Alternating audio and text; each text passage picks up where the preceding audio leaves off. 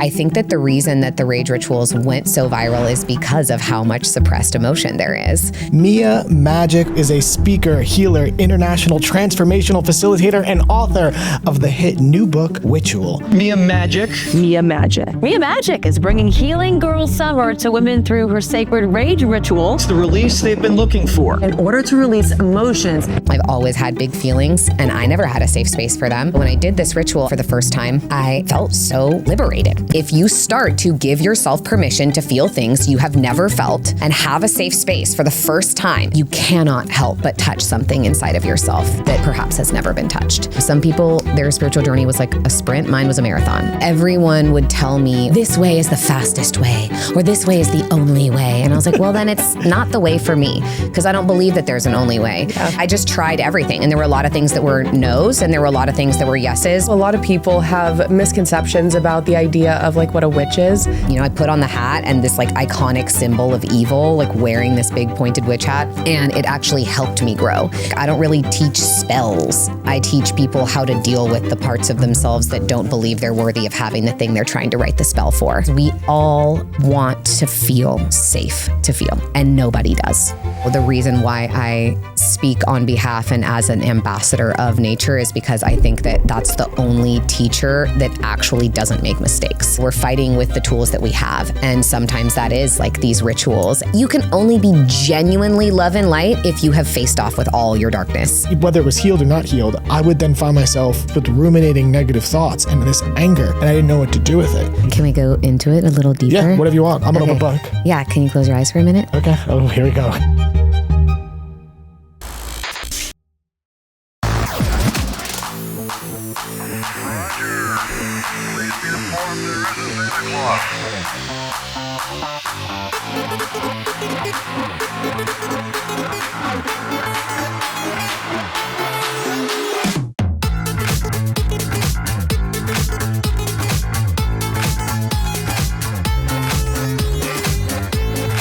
Welcome to the Acid for Squares podcast. I'm your host, Tanya Dahl. And I'm Cody Blue. And if you like what we're doing here, please like, subscribe, rate, comment. It helps us out a lot. And on today's episode, we have our new friend, Mia Magik, who is a speaker, healer, international transformational facilitator, and author of the hit new book, Witchual. What is up, girl? Thank you for coming on. We appreciate you. Yeah, so happy to be here with you guys. Yeah, likewise. We've heard so much about you. It's been a long time coming. And, you know, you are so fascinating, and there's so many aspects of what you teach and what you do. And we would love to sort of just ground all of this by hearing, how did you get to this point in time where you're doing all this healing work and witchery and all the good stuff we just highlighted? How did you get to this point in time?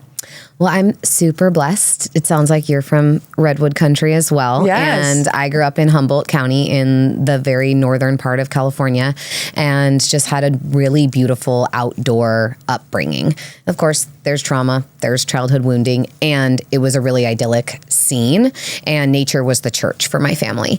And so we didn't have explicit conversations about God. There wasn't a lot of, there's like no religion really, but we spent time outside and outdoors and running rivers and chasing trains and going on wild road trips. And so I had a really beautiful foundational relationship with a sentient, tangible nature, pun intended, of divinity. And as I grew up, I was in a really bad accident when I was 16, almost became an amputee, had a lot of emotional, obviously physical trauma, but like a lot of spiritual suffering that resulted from that event. Wow. And I'd been a really independent young person. And then all of a sudden I couldn't do anything myself. I couldn't put up my hair. I couldn't button my pants. I couldn't tie my shoes. I couldn't open a jar. I couldn't use a zipper. Oh my God, at 16? Yeah, exactly. Hard that's time. So hard. Brutal time to all of a sudden like need to ask a lady in a public bathroom if she can help you button your jeans. Oh, you know? Jesus. What happened? Car accident, got hit by a tow truck on the freeway. Get out of here. I got hit by a PG&E truck on the freeway, and it like destroyed my back when I was like 11 years old. That's so crazy. Whoa. And that was one of the main things she healed that catalyzed her journey. So were you able 100%. To heal this through this work? Is that what happened? That's exactly what happened. It took me many years. I wore a sleeve and covered it up. I had a lot of psychosomatic wounding that was not just physical. Like once the physical trauma sort of resolved itself, it was like, okay, now there's all the energy that's stuck in my body and all the pain and suffering that's internal, like the scars you can't see. And so I started working on that and learning to meditate and doing inner child healing and spiritual medicine. Everyone's walking around here with vitamin DMT hats on. I'm like, yep, tried that one a lot, you know. We'll give you a hat. Great. Okay, perfect. I love that. Today I was wearing my holy shit, we're alive hat. People love that one. That's a good one. Yeah. And so, yeah, that was really what catalyzed me. It took me 10 years of full disassociation and complete just like abject inner turmoil and misery to finally wake up and realize, okay, there's something else happening here. I went to a party. I was wearing the sleeve that I always covered my scar with, would not let anyone see it.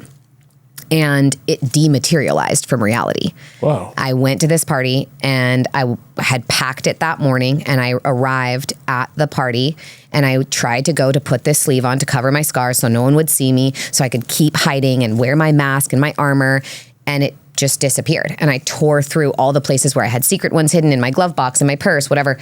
They just disappeared. And then finally I heard this voice, and it was like the voice of the goddess. And she was like, Mia, enough. It's enough now. Just go inside. And I went in sobbing, crying, freaking out. My friend was like, we can leave. It's okay. And I immediately dove into the pool.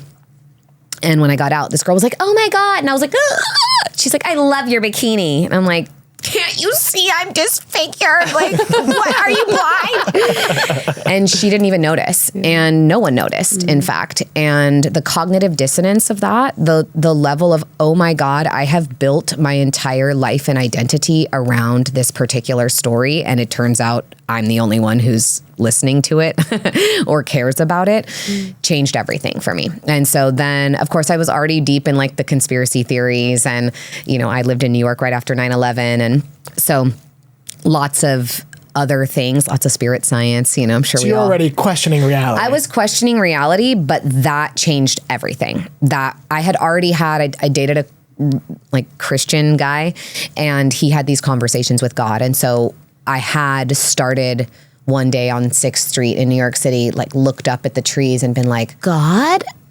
And I felt the way that the sun shone through the leaves and the way that the wind rustled in the trees. It was like everything around me was like, yes, I'm right here. I've always been here. I've just been waiting for you.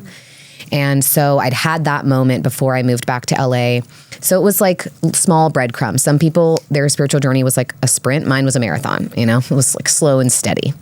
And so when that moment happened, I just realized, wow, there has to be another story or two that I'm telling myself that may not in fact be true. And so I really dove deep after that and started seeking everything and anything I could get my hands on. And within a year, I quit my job. I was like working in corporate chefery back then. I was going to heal people through food. Knew I was going to be a healer, you know, knew the healing. And of course, like that's the original witch's place, is in the kitchen, like making the medicine with the herbs and the plants and the food, you know. Let thy food be thy medicine. Exactly. Yeah. And thy medicine be thy food. Yeah. And so I had started there. I knew that was what I was being called to do, but I quit my job and took a whole year off, and also had like these insane money miracles during that time. Like, it Can I ask you something? Of course. What did you reach for? Because there's a lot of people who listen to the show that are, you know, are walking their own journey of awakening, whatever that looks like for them. What did you reach for in that year? Literally anything I could get my hands on. Give us the list. So I went on Zen Buddhist meditation, writing retreats, silent retreats. I traveled, I did song circles, I did inner child healing, I did Reiki, I did 5-MeO DMT, I did ayahuasca, I did mushrooms, I did LSD, I did, you know, several different types of meditation training. I did like Akashic Records readings and lots of like IFS, internal family systems, family constellations, lots of like ritual and ceremonial magic. So got into some of the like OTO, Golden Dawn, kind of Aleister Crowley lineage, which was not for me at all. God bless it, but hard no on that. And anybody whose like leader dies alone overweight and unhealthy, addicted to drugs, like probably not a good path to take. Just Right. like, look, everyone like do your own thing, follow your own path. But that one, like, I have See who never the dived leader into is, for that. sure. I've never dived into that. Was it the Golden Dawn? Golden Dawn. Some Yeah, guy. my ex was trying to get me to join the Golden They wanted Dawn. to like bury her for 6 days. Well, it wasn't bury. You go into a dark space for like 3 days or something like that. that I think is a good idea. Yeah. The darkness retreat thing is a vibe. But that's been being done in the Tibetan caves for Right. millennia. It's not like that. He didn't come up with that. Yeah. But yeah, I just tried everything, and there were a lot of things that were no's, and there were a lot of things that were yeses. But the thing that, in that vein, whenever like the Kabbalah and all this stuff, everyone would tell me, or they'd recommend this book, and it would be like, this way is the fastest way, or this way is the only way. And I was like, well, then it's not the way for me, because I don't believe that there's an only way. Yeah. And when you look at a mountain goats are going to be able to scale up the sides of cliff faces, and big cats are going to be able to jump up things that we could never even hope to do. And some humans want to bushwhack and carry a machete, and some people are going to take the trail, and some people are going to zigzag, and some people are going to take the scenic route. And there's fish that are going to stay in the lake and never climb the mountain anyway. And snakes are going to slither, and eagles are going to fly. Everyone gets up the mountain a different way and takes their own path. Yeah, and it's so like- that it's was saying all paths lead to the ocean, right? exactly. Yeah.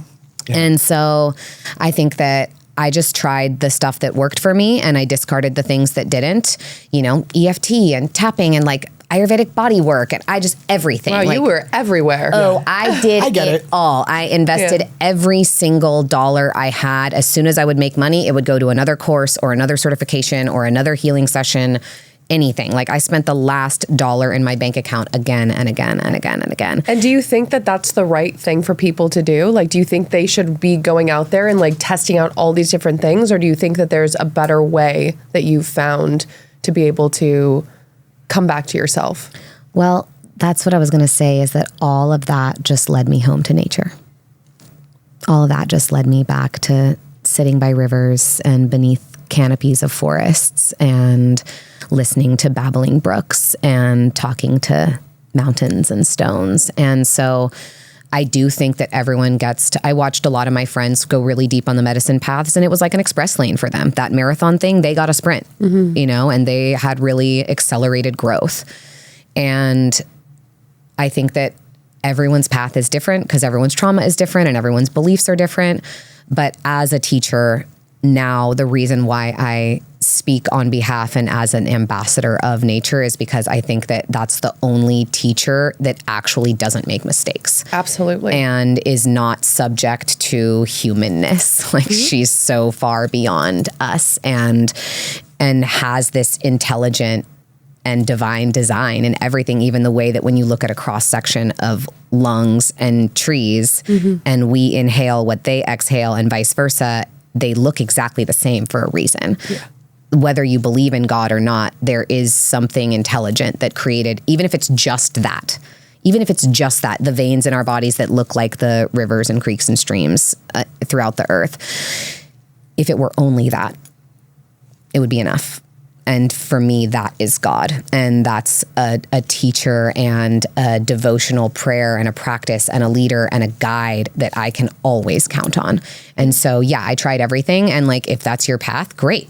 But if you are broke, nature is literally the freest and most profound healer that you can possibly find. And so, yeah, that's really, I came back to her and she ultimately saved me from even needing any of the other stuff. Absolutely. I know a lot of people have misconceptions about the idea of like what a witch is.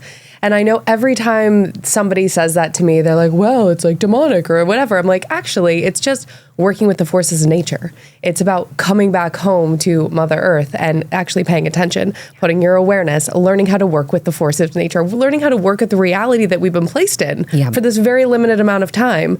And most people kind of work on autopilot and they don't actually pay attention to what's going on around them. And the fact that if you do pay attention, our senses heighten and we can actually communicate with everything around us, including the bugs and the animals and the trees and all of that stuff. And everything guides us and teaches us how to get back to ourselves, which is exactly what you're talking about.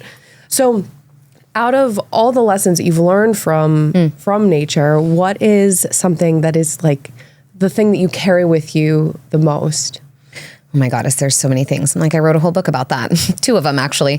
But I think that the thing that I carry most is that divine reflection between us and nature. So this physical body, the bones within me are like the stones in the mountains. This is my densest element. This is the earth that I am.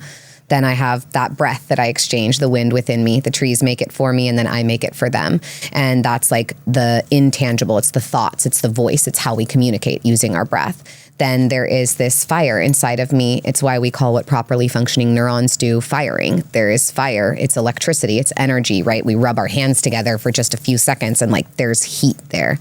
And then again, the rivers and creeks and streams flowing through the canyons of our veins are the waters within us. It's our saliva. It's the sweet waters between our legs. It's the moisture behind our eyelids. You can also work with then the energetic frequencies of these elements. The earth is, it's my body, it's my health, but it's my relationships, it's my home, it's my finances, it's my career. The water is my emotions and my creativity and my sexuality and my intuition. The air is my communication, my intellect, how I believe about things, my memory perhaps. And then the fire is my action. It's my drive. It's my will. How do I move forward? What do I do? And so I love to see this universal map that allows me to navigate my world and my reality and receive communication from the universe through understanding not only that I am one with nature, I'm part of nature, I am nature, but also that nature is illuminating and illustrating information for me at all times, everywhere and every moment. And also like when you look at the science of it, that's why camping, you can change your entire physiology just by going out camping without your phone for 3 days. Yeah. It's like your whole nervous system will re-regulate itself and come home to homeostasis. And just spending time like 20 minutes near trees will help boost your immune system, lower your cortisol. So, you know, we've just forgotten that. This is so interesting to me. The first shamanic teacher I worked with was in Taos, New Mexico, in the Rio Grande Mountains. And I walked in with a back brace and a back brace on. And I walked up, I had a stress fracture on my spine, and I asked for healing with the back, for my back. And he passed me to his facilitator, and they just sat me on a rock. And he just said, I can't do anything for you that rock can't do.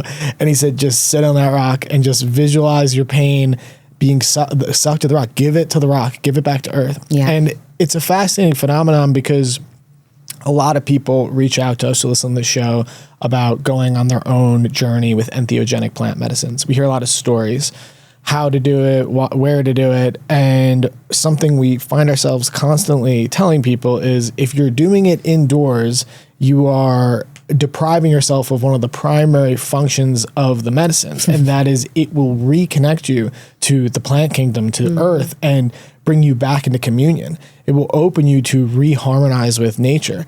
And I mean, it's interesting. It sounds so simple, but it's sort of like one of the main like diseases of our culture is we're all locked in these boxes, staring at these phones, getting this illusion of connectivity when really we're completely disconnected from each other, from nature, from the sun, from everything. So, I mean, I do think it is like the ultimate medicine, you know, and it is the ultimate truth. We are very disconnected. So it is cool that you're just saying I've walked all these walks and it's just all come back to just, you know, being in communion with nature.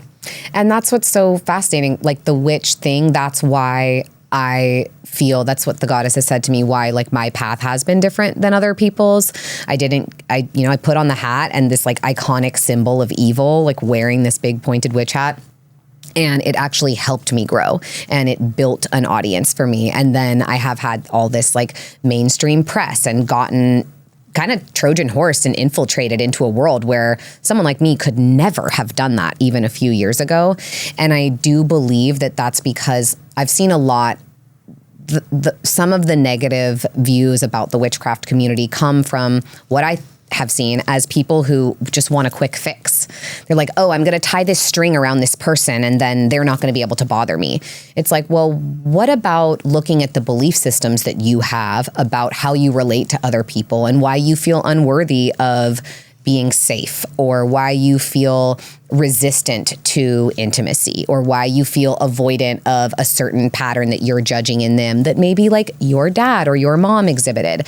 And so because I started with personal development and transformational healing and really, like I said, deep inner child work and mindset work, my craft, my witchcraft, which the word craft just means strength or skill, and witch means wise. So it's like how we strengthen the skill of our wisdom is what witchcraft really means.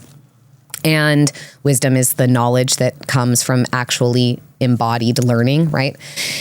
And for me, I always wanted to look at what's the deeper underlying cause. Like, I don't really teach spells. I teach people how to deal with the parts of themselves that don't believe they're worthy of having the thing they're trying to write the spell for.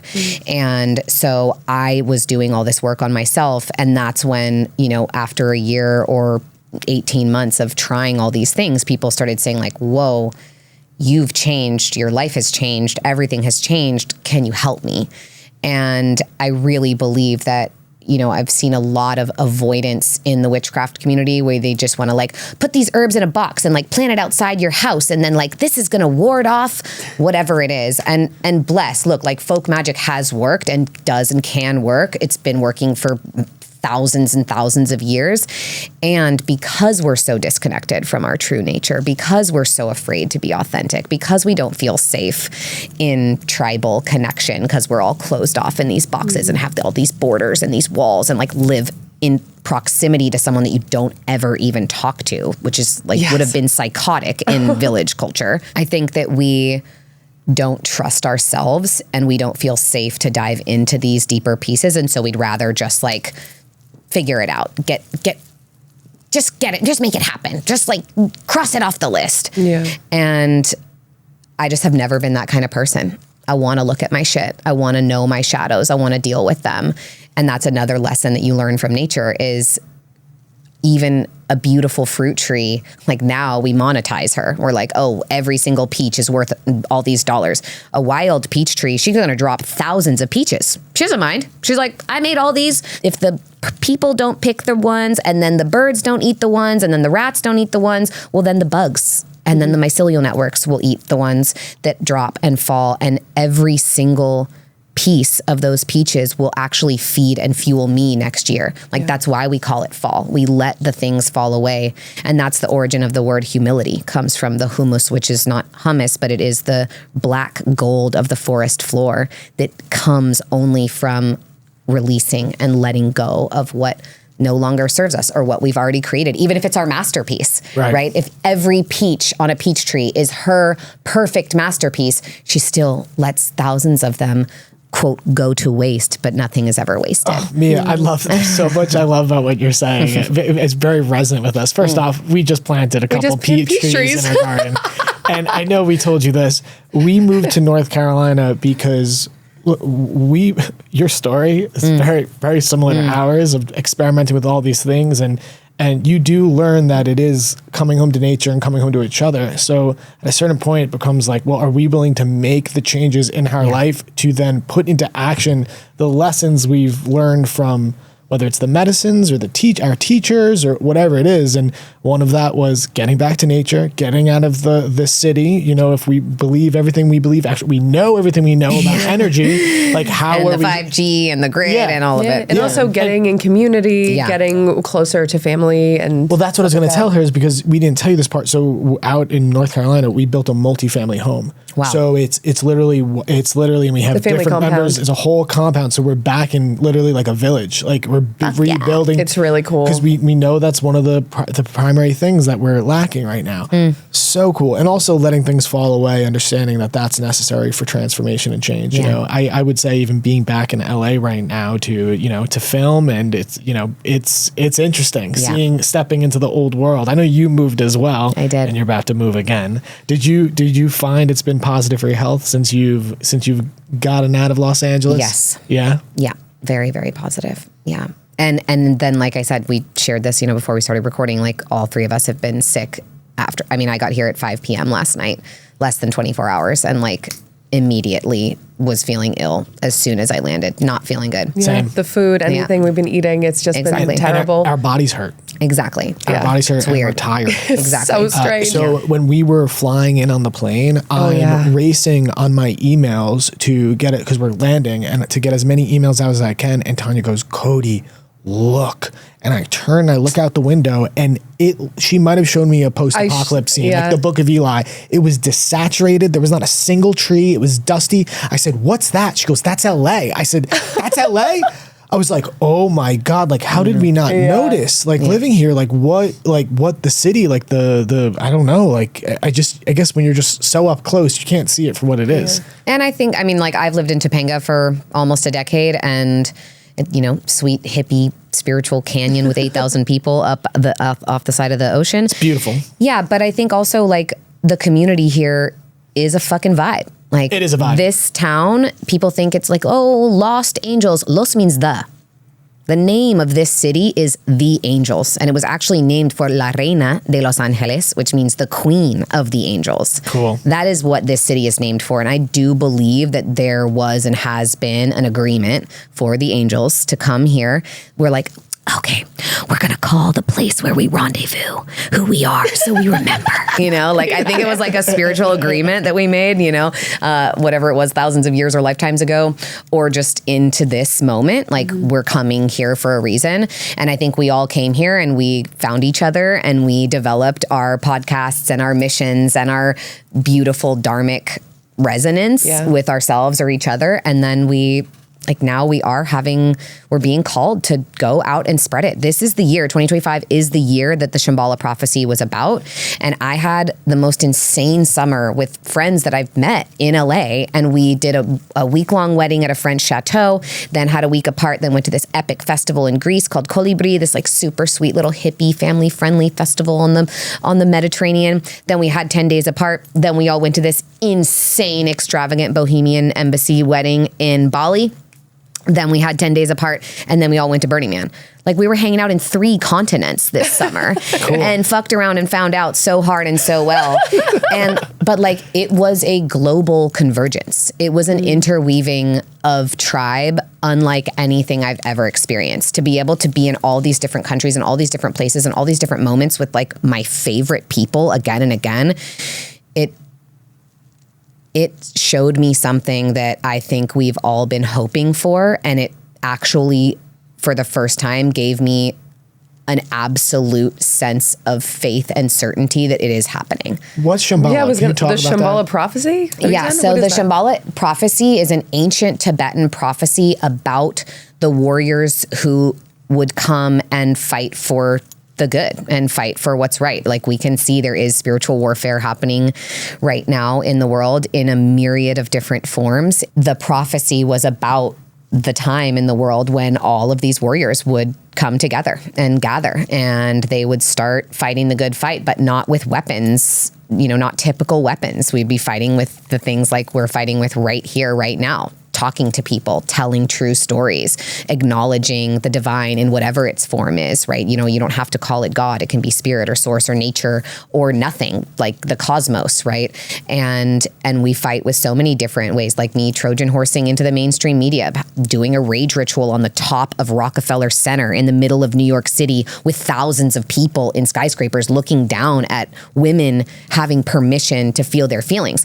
That is not normal. That is something that I would have been burned for before I ever even made it to the studio, you know, to NBC Studios, countless times, again and again. And so we're fighting with the tools that we have. And sometimes that is like these rituals and these books that we're writing, or just like having a medicine ceremony. But that, I do believe, is how we're going to create the new earth and the new world and bring, I mean, I lived in heaven on earth all summer. It was real. It was palpable. I could taste it in my food. I saw it in every gaze and felt it in every hug with every single one of my friends. I had the most magnificent, like, healing tantric lovership with a man that I've ever had. Like, everything was paradise. And I truly believe that that is possible. We just have to find each other. And that's what the Shambhala prophecy was all about, is finding each other, coming together and doing the work. as a unit and as a team to really take over in the ways that we need to. Can you talk a little bit about the rage rituals? Because Yeah. you've been going viral. You've been all over the place. As you said, you're in Rockefeller Plaza. I mean, can you talk about how you came to the rage ritual, what it is, and how it's blown up? Yeah, so I actually came to the rage ritual from my yoga teacher training, and it was an assignment that we were given in order to be able to fully sit in a peaceful state, to get into our asana, to get into our meditation. My teacher, Ali Bogard, who's a legend, she told us all after we finished our immersive teacher training to go out into the woods, gather a bunch of sticks, put them by your side, and then just set a timer for 20 minutes and hit the ground and scream and say all the things you've ever said until you can't lift your arms or the timer goes off. And so I have developed and evolved the practice a bit from several different teachers, friends, other practices. And now we do a meditation where you go through your life and all the moments where you maybe didn't stand up for yourself, or someone crossed a boundary, or someone abused or harmed you in any way.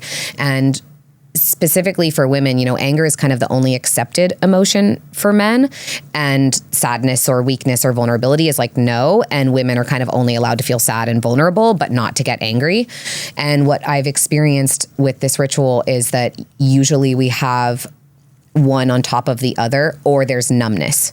So at the surface, it's either numbness, sadness, or anger, and then beneath the numbness is sadness and anger, or beneath the sadness is anger or numbness, or beneath the anger or whatever it is, there's going to be a surface emotion, and then you're going to crack those layers and find whatever is down underneath, whatever's been locked away, whatever you've been told not to feel or experience.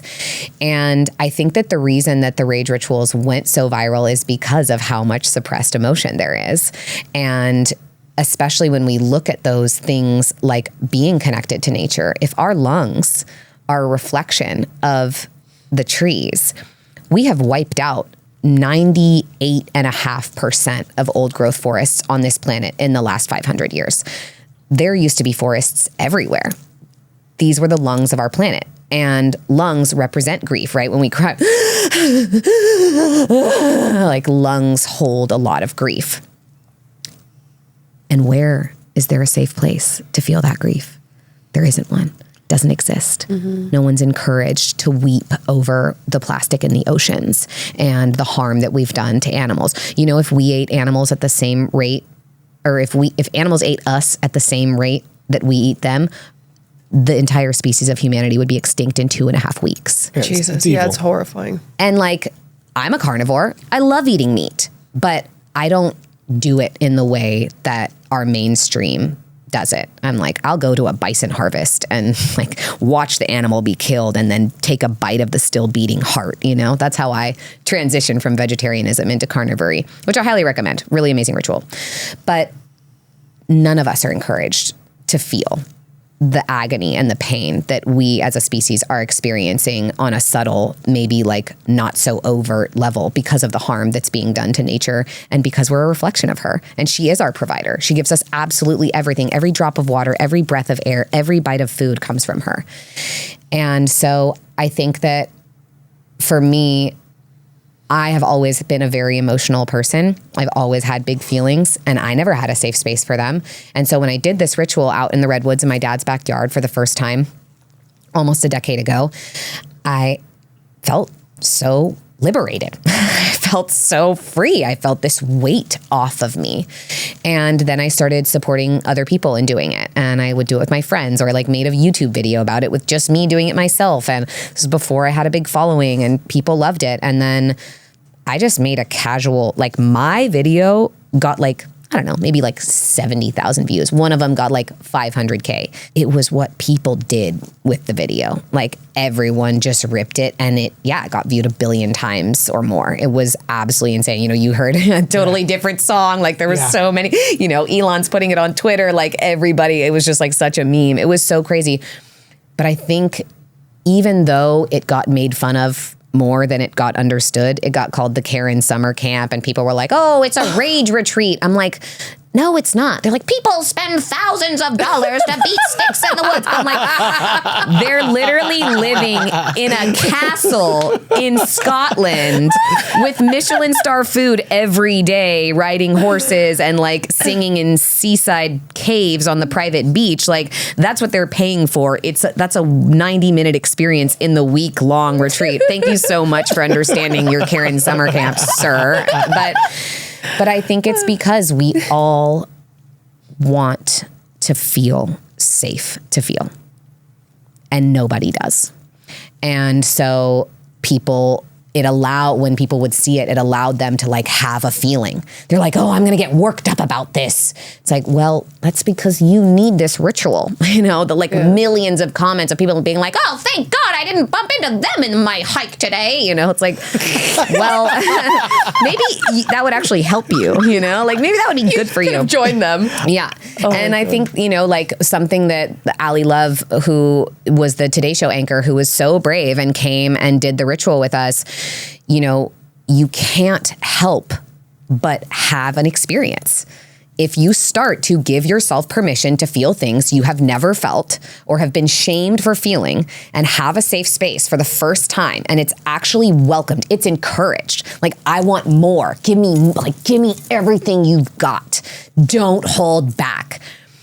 You cannot help but touch something inside of yourself that perhaps has never been touched.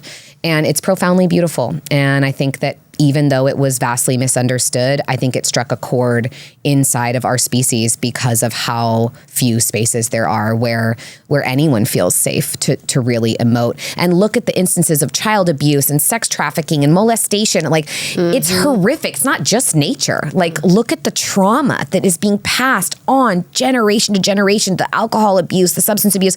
It's horrific. Yeah. And we're supposed to not cry or not feel anything about like being beaten as a child and told we'll never amount to anything and our dreams won't come true. Like, bottling it up makes it worse, and it makes it continue. Exactly. And when you look at the work of Peter Levine and Gabor Mate and all of these trauma experts, Bassel van der Kolk, Body Keeps the Score, when the body says no in an unspoken voice, every time they do these studies on people with horrific autoimmune and degenerative diseases, it's always because of something that went unsaid, some boundary that went crossed, that there was no one to stand up and fight for. There was no defense. And that is, I think, one of the most beautiful parts of the Rage Ritual is the reclamation of the opportunity to stand up for yourself, even if it's after the fact. Like, you get to say everything you never said to the person who abused you or harmed you or raped you or whatever it was. And that alone is incredibly healing. We know, I watched one of y'all's last reels about the oneness and all of space being able to fit into the single atom. And if that is true, then we can heal the past in the present. We can change the narrative. That's what neuroplasticity is for. Like, we can rewrite the narrative within our minds. And that's really the point of the Rage Ritual. Mia, this is so cool. So one of the things we are constantly bewildered by is there's something in my favorite word. Yeah. There's something in the cultural consciousness of, let's call it modern spiritual movement. Yeah. Around love and light, peace and rainbows, and it's not, it's love and light, but that is a denial of the shadow aspect of creation, and whatever life is some sort of symbolic and archetypal representation of the higher intelligence, and we're like living through these thematic things to learn something about ourselves. Right. So it's cool that you're sort of shining a light on the shadow aspect so we can integrate this part. So what do you think? We're like all wearing black. I'm like, yes, the darkness is where all life is born. I mean, that's why we created this space, because we wanted to bring the shadow aspect in with the light too. Well, it's important. Because that's the weird thing, though, is that when you get from somebody just only love and light, it can feel a little like... It's bypassy. It feels exactly. wrong. It feels like something's like they're like almost fake a little bit sometimes. I don't No, wanna, it does. It feels like they're It can hiding only something. be true if you can only be genuinely love and light if you have faced off with all your darkness. And I'm like, I never met anybody who done that yet, but maybe, like. And also, isn't it like a daily thing? Like, For sure. it's an ongoing It's always process. changing. Because life is kind of traumatic. There's always Yeah. something new. There's new conflict and new passings. Life. And, so yeah, life is life. Life is lifing. So what do you think the function of rage is in terms of like from like a spiritual foundation? Like, because your sacred rage is what you're saying. Like, Yeah. what is the function of rage? How is it integrated so you do not have to then go posthumously into a ritualistic space where you are then saying what is unsaid? Like, how do people integrate the sacredness of rage into their everyday? Rage is usually a response to a violation of boundaries, but it can be, right? Like you watch a lioness who someone's approaching and about to fuck with her cubs, like you're going to see those teeth and you might see some serious claws and she might actually come at you and be like, don't step closer. Rage incites movements. Like that's what happened with LGBTQ rights and women's rights and civil rights, black rights. We need rage because it is such an important, the reason why it's been suppressed is so that we don't stand up for ourselves, so that we don't fight back against the horrific systems of oppression that have become like just normal society. And so I think the function of it, look, there's definitely ways when you're raging at someone, at a partner, at your children, that's not healthy. That's not going to help, right? But if you can find a proper outlet, usually, if you're mad at your kids or you're mad at your husband, it's not because of something that they're doing. It's because of something that you're feeling, that maybe you didn't stand up for your boundaries and say, honey, I'm really tired and I actually need you to take care of the kids tonight. I need to take a bath or like, I need a minute. And if you don't say that and you don't stand for yourself and then you feel resentful by the end of the night because your husband got home from work and he's tired also and like he just sat down on the couch and expected you to make him dinner, but you are the one feeling rage internally because you didn't ask for what you needed, that's actually not his fault. And so then you project that rage onto him and then your kids hear you yelling and it like causes this whole massive issue. But if you can watch those parts of yourself, right? We're talking about the shadow. Okay, I'm feeling tired and I know that it's really hard for me to ask for support when I'm tired. I know that I start to feel guilty. I embody that same pattern that my mom had and I go into like, okay, I'll just take care of everyone else and people please. That denial of your needs, that denial of your boundaries, again, is what makes you sick. And so it is a practice of learning what do I need to do in order to mitigate getting rageful at my intimate family or the people around me? And how can I utilize my rage to actually inspire or incite motivation and momentum towards the kind of change I want to see in the world? And it does play a really important role. I mean, for me, it feels like a really important emotion and also one that I've learned really hard lessons from. I've learned really, really hard lessons from my rage. And I just think that it is sacred because in animals, which we forget, but we are, it's so present and it's something that it comes in and out and then it's gone. And like when you give it space and a moment, it just passes right on through you. Same with crying, same with tears. Like, okay, cool, I'm gonna let this come up. It's gonna come out. And then like, whoo, I'm gonna settle back down and re-regulate my nervous system. So I think that it's actually incredibly important. And I think that if more people got angry right now, not at each other, but at the issues that we're facing as a collective, hopefully it would motivate them to create more change in their own lives and then be able to ripple that out into the world that we share. There's a great saying, true compassion is ruthless. Is that saying we love? I want to use myself as a case study here because everything you're saying is very powerful and important. And this is very thematically what I've been going through on an individual level. I was raised by a very rageful, my parents that were very like, my parents' rage was That's the surface emotion. Yeah. It was easy to access. And so when I came to spirituality and doing healing work, I sort of denied myself that. And I came up fighting and martial arts, and I fronted a hardcore band. I was very in power of my rage. But then I came to spirituality and I began to deny all that and started doing healing work. And I found myself in these situations and patterns where I'd be in conflict situations and I would be trying to heal the situation. I've never told anyone this. I was mugged in Harlem when I was 23, as an example. And they took my phone, and I've never been thrown a beating like that. I don't even know how many of them were. I literally just was on the phone and woke up and I was surrounded and getting stomped. When I got brought to the police precinct, I didn't make them press charges. I said, that's so sad that they are in a socioeconomic position where they have to take my phone. I'm not pressing charges. I began to find myself in situations where now I'm doing all this healing work. Obviously, we practice Reiki, we hold ceremonies.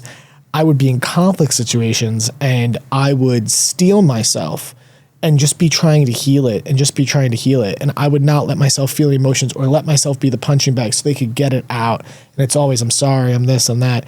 And then it's exactly what you said. I would find myself in these situations where I was almost betraying myself, because even if I did that to try to heal it, first off, whether it was healed or not healed, I would then find myself just with ruminating negative thoughts and this anger, and I didn't know what to do with it. And then, of course, it would come out on people who aren't the person I'm mad at, right? Maybe it comes out on Tanya, my partner, in an unconscious way. And I think probably in the past year or two, I've been trying to come to, listen to the voice that was been suppressed. And often it's always been boundaries, not communicating boundaries. So what you're doing is beautiful shadow work, and it's very healing for people like myself to understand that, it has to be listened to and honored, and that it is a betrayal of boundaries and not communicating your needs out loud. And it's very helpful for me. So I just wanted to say that just as a case study for what you're saying. And can we go into it a little deeper? Yeah, whatever you want. I'm an open book. Yeah, can you close your eyes for a minute? Okay. Oh, here we go. Yeah. Let's do some witchcraft. Oh, man. Okay. You said you like healing, I did. Let's do a little bit.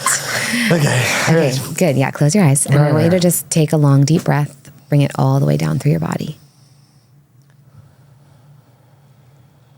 And when you just presence yourself, feet on the ground, seat in your chair, hands crossed, lungs expanding and contracting, the sound of my voice, the sound of your breath, can you scan through your body and feel where that anger lives?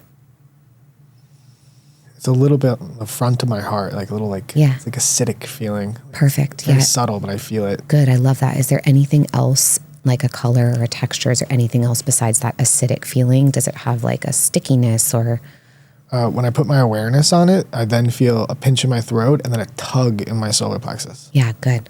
So even that triangulation from heart to throat to solar plexus is like how we're feeling our power, how we're fueling the way that we love, and then how we express that in the world. So what is most present? That acidic feeling over your heart, the tug in your solar plexus, or the pinch in your throat? A tug in my solar plexus, my stomach. Good. So let's tap in with your stomach. And what does it feel like it's tugging on? Like, where is it tugging? What's it trying to tug or pull to or towards? It's pulling directly back towards my spine. Yeah, exactly. Straight back. It's pulling it feels like I'm sucking in my gut, but it's not. Perfect. So when you feel that sucking in, feeling that tugging back towards your spine, yeah, good. Exactly that energy, just giving it all your presence and awareness.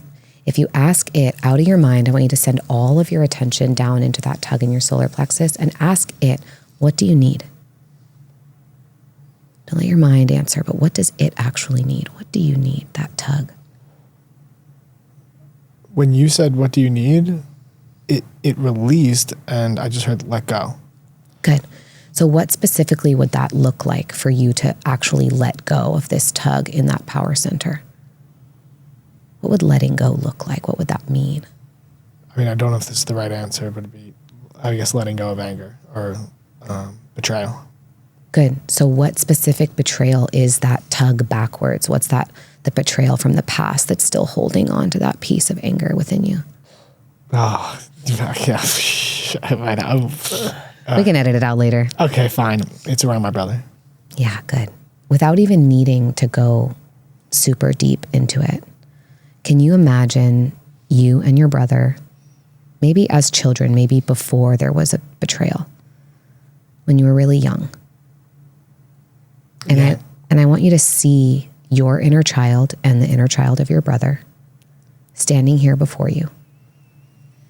And I want you to look first at little you, who has grown up into an amazing and beautiful man and husband, leader, who is still holding on to some betrayal. What does your inner child need to hear from you? That people make mistakes. Yeah. And so can you just kneel down and look him in the eyes and maybe take his hands in yours and just tell him anything else? You can say it out loud or just within yourself, but anything else, like people make mistakes, and maybe here's some of the mistakes that I've made and here are the things I learned from them. Just give him a little dose of what might offer some forgiveness. Okay. It's hard for me to say out loud. That's okay. That's okay. It's perfect to say inside. And then I want you to look at your brother, Okay. this sweet little boy who also makes mistakes. Yeah. Just like all of us do. And I want you to just look him in the eye and take his hands in yours. And whatever it is that he did, however he betrayed you, I want you to maybe just offer some solace, some remedy, some inspiration for maybe whatever it would take for him not to feel like he needs to do that. For him to feel safe enough in himself to honor his needs or to take care of you better. Whatever that little boy would need to hear in order to love and honor you differently. Okay. Patience with each other. Yeah, good. So now I want you to just see those two little boys hug, hold hands and hug each other, tell each other they love each other, say, I'm sorry. And then I want you to scoop them both up into your arms and hug them both. Little group hug. And then I want you to just start breathing them back into that space in your solar plexus. Wow. Yeah, it's gone. Thanks. You're welcome. My pleasure. You needed that. Thank you. My pleasure. Little microdose. Yeah. Just walking acid. Yep. That's kind of the point. How can we do medicine without medicine? You are the medicine. That's right. We are all the medicine. Yeah. Thank you, sister. That's very beautiful. My pleasure. I Thanks really for needed receiving. that. Good. Thank you. My solar plexus completely unlocked. Oh. I really needed that. Yeah, I'm so glad. Thank you so much. You have no idea how bad he needed that. Good. I'm so glad. And it's cool to also see you work some of your magic and show the audience and stuff. That's which is where my cool. magic lives. Yeah. That's amazing. You have a book that just came out right now. So can you tell our audience a little bit about this book? This is your second book, right? It is my second book. Yeah. Your first book was Intuition. My first book was Intuition. This one's Witchual. I like to make up my own words. I like to do it my own way, you know? That's right. Yeah. So what is this book about? So this book is all about exactly what we just did. How do you create the transformative rituals in your life, whether that's the clothes you wear or the way you talk to your inner child. The chapter all about what we just did is called Singing for My 7-Year-Old Self. Lots of, and Slaying the Dragons, all the shadow work, but SLEIGH, like a Santa sleigh, not actually kill the dragon, ride the dragon, you know? Ride the dragon, yeah. And yeah, it's really, again, it's part of why my craft is different. It's like, how do you, if I want to believe in magic, or I want to cast spells, or I want to live in a more fantastical world, or I want to manifest, or I want to make my dreams come true, or I want to actualize these different visions I have. Great. This is how you live the lifestyle and embody the knowledge and information that has allowed me to do that. And so one of the chapters is called The Imperial Secrets of Adornment, which is like feng shui and like you having the pink hair and all of the different ways that we express ourselves externally, whether it's through our car or our clothes or our homes. And thank you for doing that.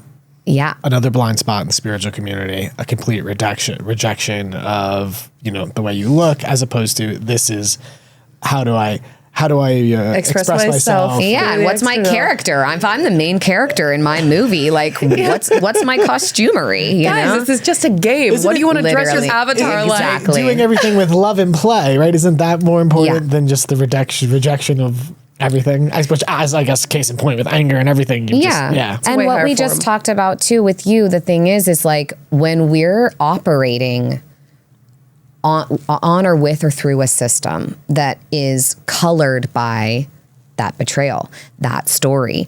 Oh, I'm not worthy of my brother's love. Like I just did the brother thing is so up and alive right now. Like my, I don't know, playmate. Like we just did an insane brother experience. And it's so important because men are carrying this wound with their brothers. And in general, we almost always, of course, like only children have their own trauma, right? Me. Exactly. Like, my ex certainly like, oh my God, ultimate only child. And when those beliefs or those challenges or those pain points are informing the way that we function, we don't feel comfortable or safe to like dress the way that we want or move the way that we want or fuck the way that we want or talk the way that we want.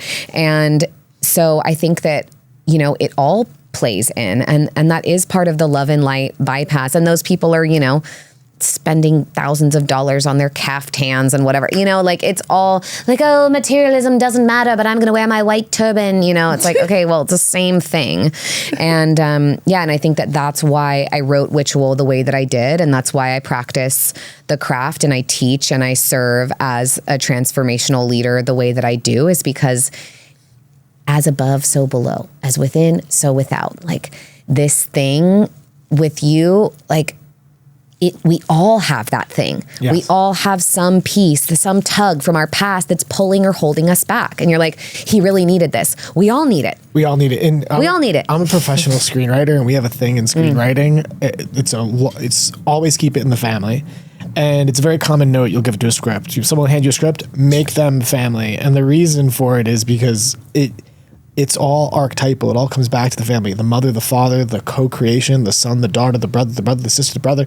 And it is in our wiring. It is, like you said, as above, so below, as within, so without. Yeah. The family structure is, and that's why a lot of times, our karmic or thematic lessons we have to learn are through the familial structure. Yeah. So it is, these are, and that's why I wanted to present what I've been going through. Because a lot of times we'll have someone speak about a personal experience. I'm sure, this one as well, and they'll say, I have that exact situation, going through the same thing. Yep. We're all going through like the same thing. It's kind of crazy how we're all living different lives but going through similar things, Totally. Yeah, that's exactly why I wrote Witchual, is because, we've taken the face of the mother out of God and we've taken the face of the father out of nature.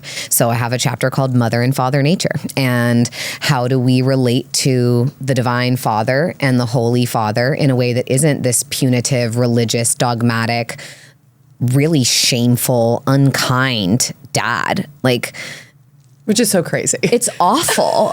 Like good sense. fathers do exist. And then we make Jesus into this perfect avatar, but his dad, watch out, he's such an asshole, And I really wrote this archetypal journey for all the different ways that we in the modern world can alter our lifestyles, even in small, microscopic, microdose ways. That's nothing. That was 7 minutes. You should see what I can do with an hour, And that is really the main essence of the book, is how do we utilize every tool at our fingertips in the modern day? How do we access all of the ancient ways today and bring them forward and reintegrate them into society? You look at places like New Zealand, where the indigenous culture and civilization is totally integrated into Western culture there. And they do really well. It's one of the healthiest, wealthiest countries on earth. And it's the only one where they didn't wipe out and put their native people on a reservation and take them away from their dances and their ways of living with the earth and their songs and their language. And, you know, it's about eating and it's about farming and it's about all of the things that we can do because it's actually really simple. It's not like adding more things to your to-do list. It's kind of taking away the things that are harming you. And so those are really the transformative rituals. There's micro rituals at the end of every single chapter and tons of the PDF. I read the Audible myself, and the PDF is like a beautiful journal workbook. So you can like download and have this epic journal that's all the chapters questions in one place so that you can go back and reference it. And yeah, it's really, it's funny. I like at the end, you know, you do the acknowledgements, and for the first time ever, I acknowledged myself because I went through like the ultimate dark night of the soul during the writing of that book, and it still made it out into the world. And I know that everything that I put in there will actively and actually help and support anyone on their spiritual journey. Because I guarantee, you know, one of the things that I see so much is like the conscious community supporting Amazon and doing all these horrific things for the earth. And I'm like, if we don't behave differently than the Muggles, nothing is going to change. It's going to get worse. And we have to walk our talk, like in a really big way. And so that I know that everything in Witchual will support anyone, no matter what period of their spiritual journey they're on, because it will allow them to witness the ways that they're not maybe fully in integrity or in alignment or walking the talk, and like really living the teachings and really living the practice. And so that's what the point of the book is about. The subtitle is Transformative Rituals for a Fearlessly Authentic Life. And that is certainly what I wanted to create for myself. And I think I've done a pretty great job. Mia, you're awesome. Yeah. Seriously, thank you so much for coming on the show. Yeah.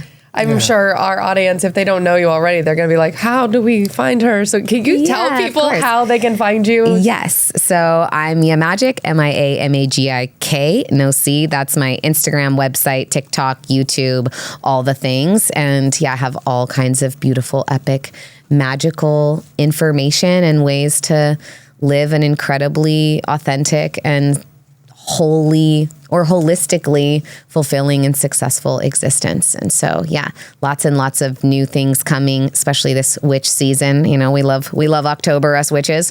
And so, yeah, just getting to really show people how we can bring heaven to earth. I believe it's entirely possible, and it takes people like us and audiences like you and the ones who are willing to do the work and make the change. So To do the work. that's right. Yeah. Thank you for everything you are and do. Yeah. Thank you for the healing. Yes. My And pleasure. shining a light on this aspect of life that is really not talked about enough. Yeah. All right, gang, if you're still with us, you know what to do. You know, like, subscribe, rate, comment, send this to your mother. She needs it. She's bottled up anger. And make sure to go check out Mia Magik on our website and all of her social medias to follow the magic that she is putting out in the world. And order my book. Get her book, Witchual, that just came Get a out. book. Get your Ask It for Squares merch. Follow us on Patreon if you're not. There will be a and link down below to get everything's Mia's down book. below if you would like to support us on our journey. Until next time. Until next time, we love you all. Be well. Bye-bye now. Bye.